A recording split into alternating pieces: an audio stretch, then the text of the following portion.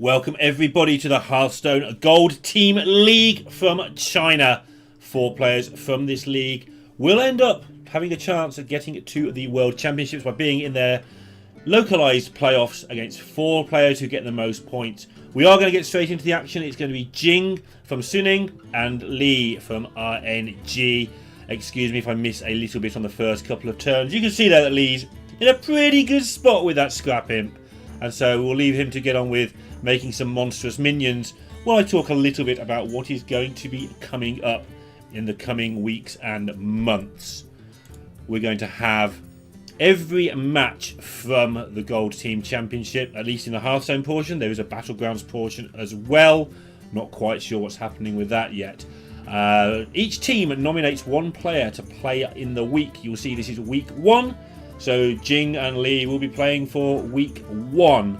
There are 9 weeks. There are 3 phases of 3 weeks each. And there are rules that occur at the end of a phase, which involve banning players from other teams and all kinds of malarkey that I'm sure I'll get into as we go along. We are to some degree going to be learning this together as we go.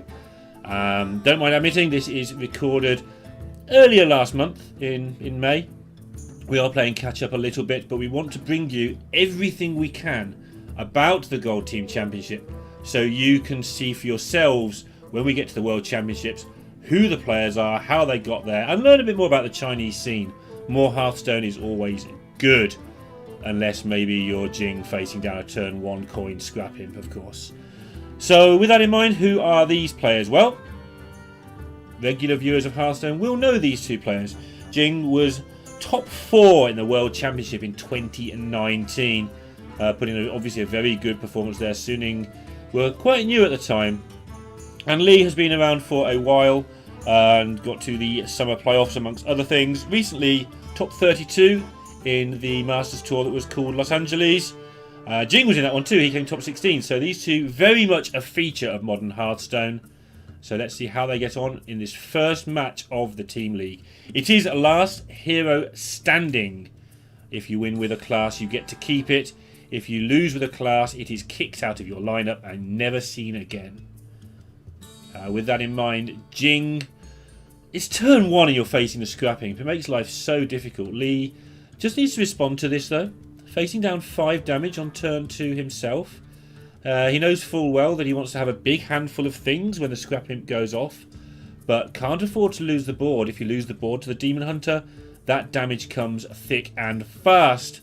And with that in mind, Lee does decide to get down his merchant and just give himself some sort of board presence. That makes a massive difference. If Jing has to trade into this, the difference between 3 and 5 damage when you're only trying to survive a turn or 2 is ginormous. Jing will also be trying his hardest to get as wide as possible in this, and not an easy turn for him, not much to do. He does have the Raging Fell Screamer for turn 4, will allow him to play the Priestess on turn 5, but for all that to come off, he's got to have a board at the time. If the Priestess ends up firing into a wide board of buffed Scrap Heap minions, Scrap Heap? I'm going with that, it's a Scrap Heap minion now. Then it will just bounce off them all and just damage them all without really taking care of them. Priestess much better on an empty board or a board with 1 medium-sized minion. Yep, Jing pushing as much to face as is possible, choosing to keep back that I-beam for more damage, obviously putting 3 damage into a 1 health minion. Not ideal. And that allows Lee to take care of this Watcher. And from here on, it's looking like it's going to be very difficult for Jing to organise his forces in a way that is quick enough to get into it. The Voidwalker being a taunt is obviously an amazingly big problem for him to deal with. It's a 3/7, it's 7 extra damage he has to chew through before going about his business of hitting face. Saving that I-beam, obviously, that could have removed 1 damage last turn, will now do 3. But if you have the 3/2 on the board, you could argue the other way that you could put the 3/2 and the I-beam into the Voidwalker and then Hero Power would finish it off. And this was as you've probably just realised, are the unnerved versions of the decks. And I say as you've just realised, you realised it at the start of the game, as I've just realised. Yeah, this is the unnerved version. So it would still be 7 damage coming from the Priestess at the moment. But it's just a bit slow. This version always was a little slow. Viper was the main European player who liked to play this version. But a lot of the top pros did not like this version even before the nerfs and just wanted to go with what we currently regard as Tempo Demon Hunter. Obviously the Zoo, much stronger before the nerfs. If you take 1 health off all these minions, yes, it would still be a force. Yes, you'd still be in a great position to do a lot of damage. But you can see it'd be a lot easier to take care of bit by bit. And the Priestess would be a lot more dangerous against these in the modern society. With only having 5 health now, she is tough. Or not tough. Tough to keep about. So Jing has the chance to make a wide board, but the problem is he's so close to dying. There's 17 damage on the board right now for Lee, with a tap and a draw still to come. And that will mean that Jing can't face tank the 3. If Jing face tanks the 3 to try and activate the Setia to make a wider board, he'll die to the board. So needs to find a way to clear up some bits. Obviously there is an I-beam that can take care of the 5-3, but that's all well and good, but that means you're then not really getting the most out of these cards. Your next turn you want it to be Skull of Gul'dan, but you want a skull on a board where you're not just going to die immediately. Sure, you might draw a second I-beam, or you may draw a weapon, but you're going to be in a lot of trouble. There wasn't much healing in this version of the deck. So you're going to I-beam down the Matron now, gain back the 5 health, or 3 of the 5 health, goodness, and take care as much as he can of this Void Walker. Doesn't even kill it off, but very important to make that 2/2 minion just in case he gets another turn. And Lee here must be just tempted to dump his whole hand on the board. We'll have to have some sort of think about the Flame Imp. Taking 3 damage is potentially a way to walk into trouble. We have seen Demon Hunters win from all sorts of positions when their opponent is low, usually involving Altruis. So you want to play around Altruis in this situation, as in, can it kill me if they have a skull and an Altruis? Maybe get what's the absolute nightmare scenario. You don't want to lose too much sleep about it, but you have to be aware that sometimes that's the only way you can lose. So Lee's just going to take his time to work out how to play these 3/1 drops most likely. I vote you just put them all on the board, do a bit of trading, make sure you've got lethal the turn after. But I can see the hand, I can see that Jing has just no recourse right now. Yeah, by taking care of the opposing minions, that means that the Flame Imp 3 damage won't be that problematic to him. He's decided that he doesn't think that Jing is going to be able to find 11 from hand. Taking care of a bit of the danger just in case. But as you can see, I mean, Jing's hand is actually reasonably good, and it's just not going to be able to get anything done here. So the question becomes, can he survive 1 more turn? Well, he probably can. He can remove a 3/4 and a 2/2 of some sort. Would leave only 10 damage on board. I say only there with the greatest of air quotes, because obviously you're on 12, you have very little board, and your opponent has 10 damage coming in. You've got it to do. But with Skull of Gul'dan, you don't give up the fight until it's over. We have seen some incredible comebacks from time to time.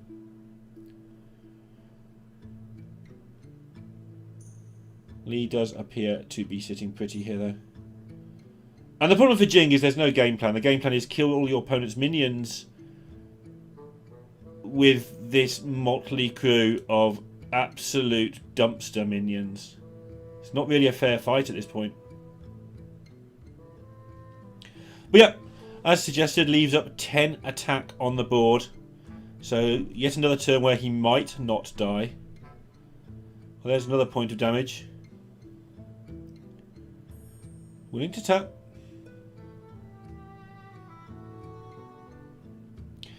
And the evil genius is just likely to pick up damage. As it happens, it does not. 2 in 7 chance twice. Comes out to 14 in 49 chance of just winning the game there and then for the extra point. I think, at least. Who knows? I mean, I should. It's my job to sum things.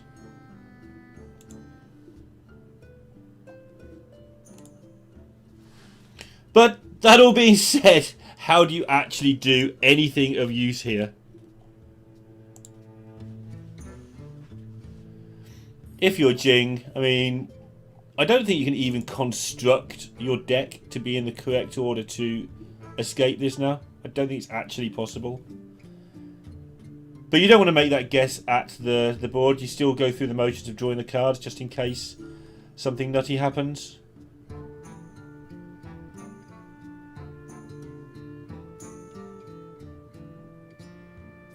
But looking absolutely over here. Yeah, well, you play it, and you hit end turn, and you see if there's a combination that kills enough things to keep you alive. There may have been. Didn't happen, though. And Lee takes a 1-0 lead. Now, I think the graphic, from graphics we're used to, is a little bit misleading. That's just the 3 unbanned decks that we can see, I believe. This is Last Hero Standing, so thankfully, as we see it come up there, Lee is playing the zoo again, so my information is correct. Thank you so much to Benage, Ben, Nidgez or Z, on Twitter for all the help he gave me regarding this event. Lots of help in terms of the structure and the players and such like. But still, bits and pieces I will be learning as we go along. I imagine that as the broadcasts go by and the weeks tick by, between feedback from the viewers and my own research, we will know a lot more about this. But some of the players we're going to have to learn about along with them playing. Some of the players are newer to the scene, and should they have good tournaments, we'll be able to learn about them by watching them play and make our own opinions. Obviously, I will definitely form opinions. It's what I like to do. It's why we watch, right? We decide who we like and who we like to cheer for, who we like to cheer against. It's the nature of gaming and sports and games in general. Okay, so no Scrap Imp here this time for Lee. That's a relief for Jing, playing the stealth version of the Rogue, which again was significantly less played than the secret version back when this took place. It's a little bit more level these days, since the nerf to Stunner in particular. And Jing does have what appears to be an ideal curve here. He's going to be able to curve through the stage, draw lots of cards and challenge the zoo on board. It's really weird casting zoo sometimes because you repeat the phrase needs to win the board from both sides like 1,000 times. Not even exaggerating. If there's 7 turns, yeah, that's 140 times a turn. Definitely how many times I say it. But that really is, and always has been, and probably always will be, just how aggressive Warlock decks, which are almost always called Zoo. Even when they're doing other things, they usually have X Zoo, like Discard Zoo or whatever, attached to them. But taking control of the board is a big deal, and this carpet is something that must be removed. Otherwise, being allowed to use your minions as battering rams the turn they come into play with that rush into the rogue minions, Lee will start to gain control of things. And although Jing had the perfect curve, one problem with perfect curves, and don't get me wrong, I like it to be able to curve out my decks perfectly, is you only play one thing at a time. And if you're only playing one thing at a time against a deck that's trying to swamp you, that's not always ideal, as we're seeing here. This Sage is going to draw 2 cards, he's going to put 3/3 on the board, and then it's going to just get obliterated by the Soulfire, or maybe the 3/1 on the board. However Lee sees fit. He's got the carpet as well to make things rush. No hurry to get too much damage to the face for Lee. He knows full well that the rogue can't deal with things for several turns yet. And here comes the army. Just going to start massacring things. Look at the buff here to the carpet. That is now a force to be reckoned with, and being hidden like this behind a taunt. Jing, from drawing the perfect curve, still has a lovely looking Hearthstone hand, but how is he going to deal with this board with the particular hand he has? If he doesn't get rid of the carpet, he'll never be able to stick a minion, but getting rid of the carpet, not only is it going to be impossible on one turn, it's not looking any fun to do over 2 turns. So with that in mind, maybe he'll keep back the Seal Fate and the Eviscerate and get rid of the carpet in one go. And this turn just do what he can to put useful things on the board. Maybe a 4-4 Edwin. Just play a 3-1 and a 4-4 Edwin and just... Here's some things to distract you while I kill your carpet. There hasn't been a scrap imp played, so the zoo minions are kind of manky right now.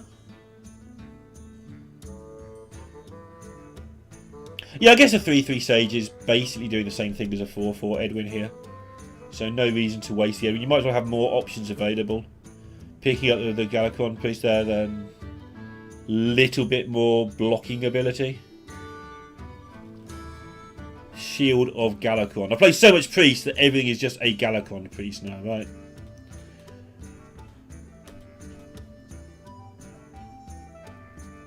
Yeah, I was one of those people. I played more Warrior. I'm one of those people too. I'm not doing myself any favours here, am I? But what is the deck that you're supposed to play right now if you want to be the nice person? Definitely not Mage, not Warrior. I guess Rogue makes you the good guy. Sorry that I'm prattling on like this, but you can see what's happening. Yeah, Jing's just not impressed with this one bit. Sends out an emote. Not sure which emote it was. Not sure it matters. I think the universal language of here's an emote. It's all I can do to express my disgust at what you're doing to me. I don't think it matters exactly what it says. Because it's certainly not what it means, whatever. It's always amused me that every emote in Hearthstone can be taken positively or negatively, although I have noticed that the design team have made some of them a lot less ambiguous. They've really worked on making it sound not sarcastic ever, which is really tough to do. Trust me, everything I say sounds sarcastic, and most of it is. Even that, and that. Looking here at how to do something. He's not going to die next turn, most likely. I think you've got to kill off the carpet. But now the problem is it too late? This is what he wanted to do going into last turn. He wanted to Seal Fate and Eviscerate this. That was the way to get back into the game. And he is sticking with that plan. It's gruesome, but at least now if you're going to fight back, and again, you know, you can see what's happening for yourselves. Very unlikely that he does, but the fight back begins with actually getting stuff to stick on board in some way or form. And getting rid of the carpet is the way to stop that from happening. Now you have to hope that Lee, in this zoo deck that is full of 1 and 2 drops, doesn't have a handful of 1 and 2 drops. And I think Jing may end up being rather disappointed here. He knows, but in the world where Lee's hand was absolutely horrific, maybe, just maybe, Jing gets half a turn to try and fight back on board. It's your duty when you're losing in Hearthstone to present your opponent with enough problems to make them finish the job. We've seen time and time again players who do hang in there in positions we've called lost as casters, that viewers have called lost, players themselves thought was lost. Sometimes weird stuff happens. Usually involving lackeys though, and there's not a lot going on that side for Jing. Lee making sure he sets up this 2-turn lethal. Not messing around here. Yeah, and Jing just shaking his head, like what can he do? From the second the carpet came down, he was in trouble. Maybe he could have tried to kill the carpet over 2 turns.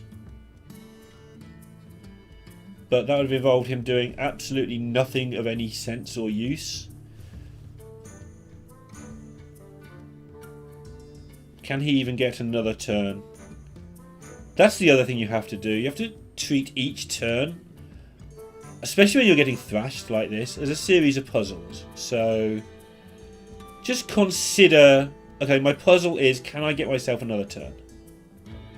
If you can solve that puzzle, then you can look at the puzzle of, can I get myself another turn and have any sort of board? And using this faceless here on the 1-1, trading your 3-1, trading the 4-4, does appear to get you at a turn where your opponent only can do 7 damage that you can see. It's not a good position, but if you always have that attitude, sometimes solving the puzzle will give you a nice answer. Talking of nice answers, look at the lovely little level 1 Galakrond under Jing's mana. Chinese production always has some nice little touches like that. I do hope that the regular production will steal them sooner rather than later. Not knowing Galakrond position is something that's quite hard to keep track of. Well casting. So the second genius. Loads of chances of getting +1 here. That's all he needs to get lethal. There it is.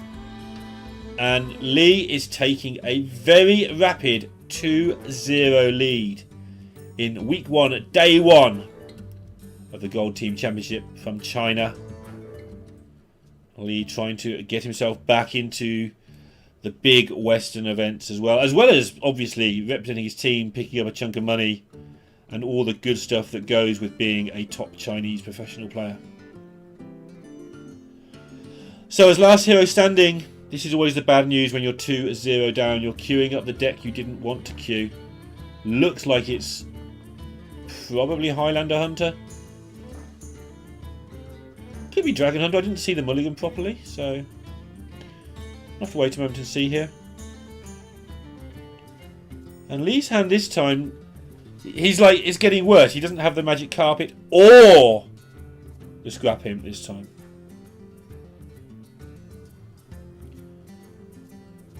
Choosing to get the extra cards. Yeah, Jing. Not impressed. And there we go. There's the carpet, but still no scrap imp. Jing may well be able to establish something on the board here.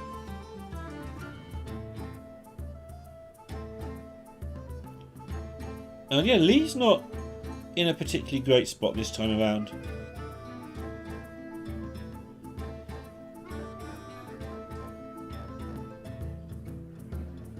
Jing's hand is fine. Able to take out minions with a weapon. And there's a Siamat, so there's the confirmation this is almost certainly a Highlander Hunter. Kind of default to that now, but bear in mind these matches were played pre-nerf. I think we'll be catching up slowly but surely with the Chinese events as we get more of these uploaded to YouTube. So I hope you'll bear with us whilst we do that. And obviously, if you are interested, please hit the subscribe. It'll help us immensely. And it will help you as well, because you'll get to know when new videos are uploaded. This is a very long tournament, and there'll be a lot of Hearthstone to be seen. And again, as it goes by, hopefully you'll gain favourites of your own and pick who you want to watch play. If you don't have time to watch every single match, get yourself some favourite players and cheer those people all the way to the World Championships. Obviously, at the moment, we do have a Chinese World Champion in Leaoh. I believe she is in this event somewhere. That's the sort of thing that if I was super well prepared, I'd have been able to tell you. But she was with VK. I actually don't know if she's transferred. And you'll probably hear me clicking in a second, because I'm going to find out.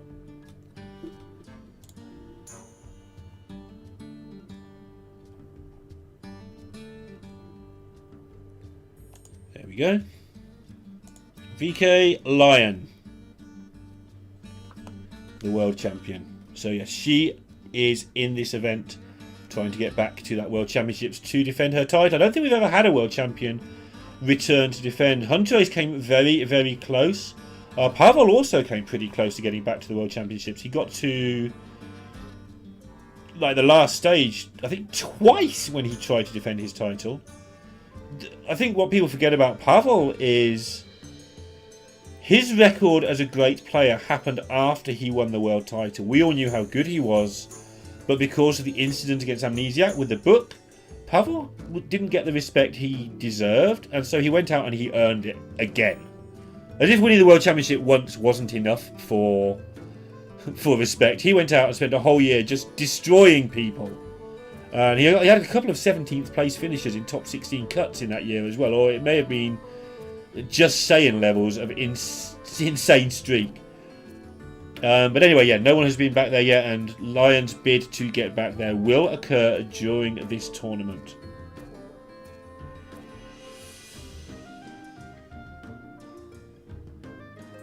Mukla offered there from Zephyrus because opposing hand is full. So why not have a 3-mana 5/5 that you can play right now?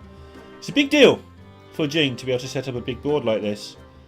And although Lee does have that double Soulfire, he's probably hanging on to that for the likes of King Crush or really tricky boards.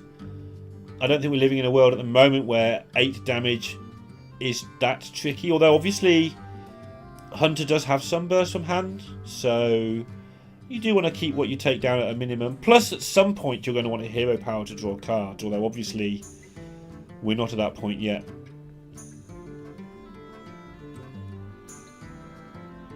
Lee having a few issues here, trying to work out sequencing of what he wants to do, what he wants to play. He's just going to use the lackeys to take care of Zephyrus. It's quite alien because you wanted to play... He's changed his mind as well. He wanted to play the lackeys first. But obviously, once that occurred, as he takes care of Mukla and leaves Zephyrus up, that makes a lot more sense to me. The lackeys wouldn't have been able to do that. So yeah, this makes more sense. But yeah, the ordering is really difficult. If you decide you want to play the lackey, you want to play it first to see what spell you get. But then it doesn't get the rush from the carpet, so you end up having to play the carpet first. And I think in the end, Lee decided that he might as well not play them at all because that was a bit inconvenient. And he said, challenge the board, take care of Mukla, and do all that next turn if possible. But it does look like Jing is going to be able to take care of this carpet. He has multiple ways to do this. Just needs to work out if he wants to use the Hogsteed to do it that he's just drawn, or whether he wants to use the kill command. The problem with using the kill command is it's obviously 5 damage that could go face later. But again, as I've said all the way through, it's a zoo matchup. Worry about the board, winning the game will take care of itself. Because one of you is going to end up with a big board of things. Pirate will take care of the weapon. That seems like an immediate issue that needs resolving. Lee checking himself. Make sure that... Don't just throw it down because you drew it and it looks good. See if you've got a better play. Always a sign of a good player when you can do that. Strong to very strong players will sometimes just pick up the card they need and wedge it onto the table as quickly as they can. And they will be right a large amount of time. So that starts a positive feedback cycle where you end up playing too quickly with new cards. But you should always try and look at the alternatives no matter how obvious the first play looks. Sometimes there will be other plays.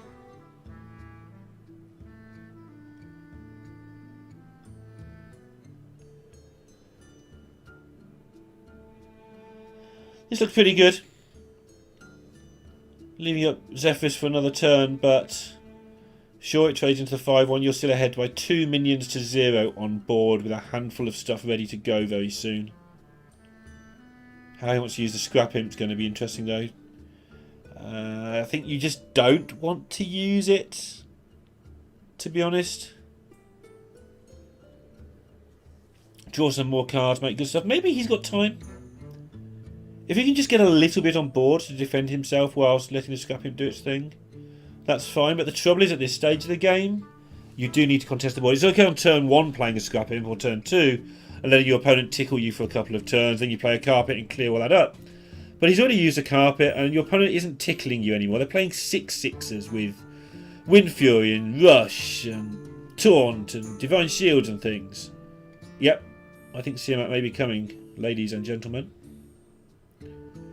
And so, yeah, challenging that with a 1-1 Argent Squire while you wait for your Scrap Imp is not quite the same league as it is early on in the game. Jing go for Rush and Divine Shield. And this is important because this is out of Soulfire range, which means that the 6/6 is around next turn. It was very tempting there to play the Wind Fury and the Rush.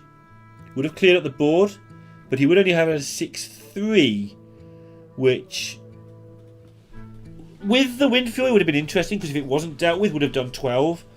But at some point you've got to assess what Lee's hand is. Why has he been sat there with most of these cards for the entire game? And I think with that in mind, Jing has made the read, the good read, that there are Soulfires hanging around, and so he needed to protect that Siamat with all he could. Not the best of pickups right now. Really wants to find some of that extra beef in the deck. Alex Strauss would be ideal. Dino Tamer Brand would be fine. I don't know if he runs the Grand Slam or not. Probably not, but some other big stuff in the deck would be nice. And instead he's going to have to do what he can with this. Just this motley collection of nothing. Still nice to have something on board. Maybe he can draw something next turn or two to keep it going. And of course, Lee does have to deal with this.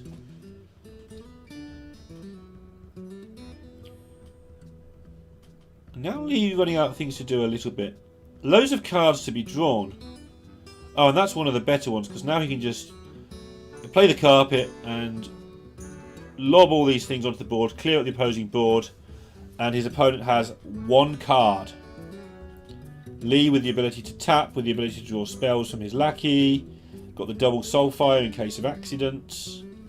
You have to assume that can do 8 damage. Obviously, sometimes it doesn't.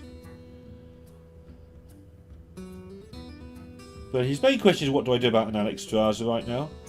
And the answer is, hope it goes away. Hope it whiffs.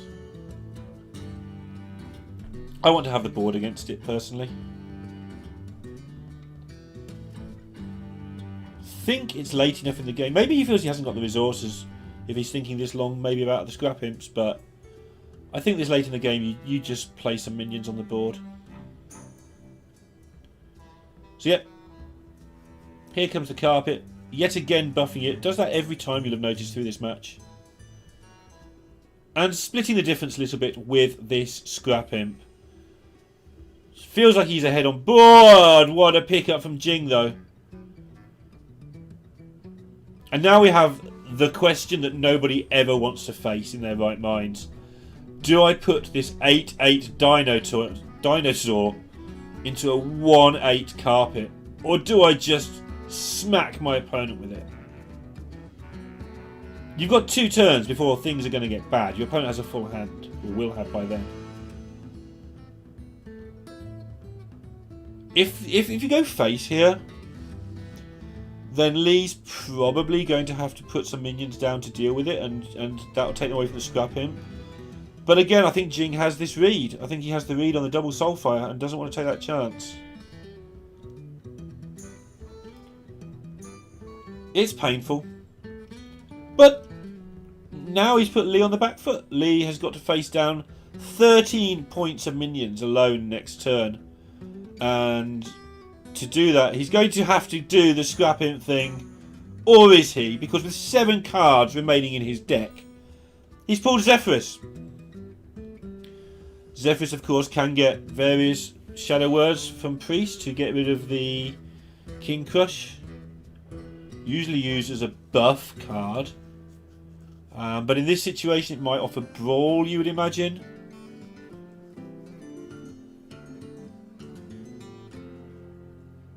Doubt it'll offer any sort of freeze when Brawl's an option. You're on 19. It might do. You can probably also manipulate that, but you'd rather just have a Brawl and take your chance, I guess. If you are going to Brawl, you have to decide, do you want to put more minions on the board? But obviously then you might be less likely to get offered the Brawl. Zephyrus works in mysterious ways. And although it sounds like from the voice line and from the flavour text, everything that Zephyrus guides you, You actually guide Zephyrus. You have to teach Zephyrus what it is you want. And yeah, BGH was offered there as well, is worth noting. Shoot down the 87 is better than just playing the Shadow of Death. You make a minion of your own. And of course Zephyrus wins the brawl. Why? Yeah, Jing's just having one of those days. He's gone through frustrated into acceptance, I think, now. Yeah, and of course he draws his 1-drop on turn 10 as well, when he's looking for big things to do. It's not what Jing fans want to see at all. In fact, they hate to see that. Without this Zephyrus, I think Lee would have been in trouble, and playing those Scrap Imps may have been quite punishing to him. He may have ended up having to use the Soulfires. Okay, he gets the 3 cards, but from the discard most likely. He's nearly out of cards in his deck. I don't know. Maybe he just felt he needed the Scrap Imps because there's not much left in his deck. Either way though, Jing has had pretty bad start here. He's going to need some sort of crazy Alex Straza out, I think, now to get back into this one. Otherwise he's going to go down 3-0 in the first day of the first week of the tournament. And it is a team tournament. Now, that shouldn't matter. We can all see that Jing has basically not had a chance in most of these. You know, he's had some decisions to make, but not many. He has just been steamrolled here by Lee. But it weighs on your mind. You're playing for other people as well as yourself. And that is something that, if you're not strong-willed, can really get to you. You know, you've got to go apologise to your teammates or whatever, or do you just accept that this is what happened? You know you did your best. Certainly when I used to play golf back when I was a young lad, if you played pairs, there was no sorries. You assume each other's trying the best. You don't apologise because that kind of implies you weren't trying your best. So we made the no sorry rule. You play, afterwards if you lose, you look at each other, and then you go to the clubhouse and chill out. You don't apologise for hitting it into the trees. It's assumed you weren't trying to do that.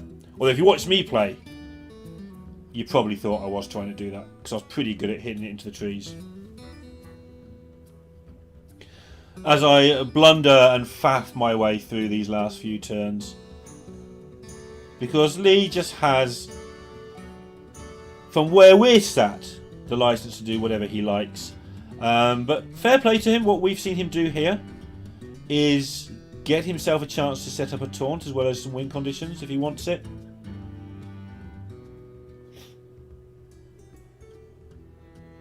But he has set up lethal instead, and he set up lethal, if my numbering is correct, yeah, with only 1 Soulfire required.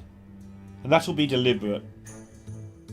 Yeah, so when you get those games where you discard Soulfire to Soulfire, maybe, just maybe, it's because you didn't leave it as an option. So yeah, Jing's card's just not coming in the right order for him at all in this one.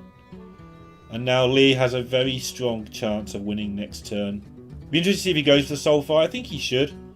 Worst case is you lose a 1 in 7 and set up some taunts and do a little bit of trading and set up lethal for the turn after. But nearly always, 6 times out of 7, you just win the game on the spot. Win the match on the spot. RNG get the win. Lee gets the personal win. And Jing, well, to be fair to him, he didn't get a chance to play much Hearthstone today. When Zhu rolls in Last Hero Standing, my goodness, it seems like a formidable force. And the interesting thing there was that the Zhu didn't have crazy draws in every game. We'll be back later with another match from this first day. But for now, see you all soon.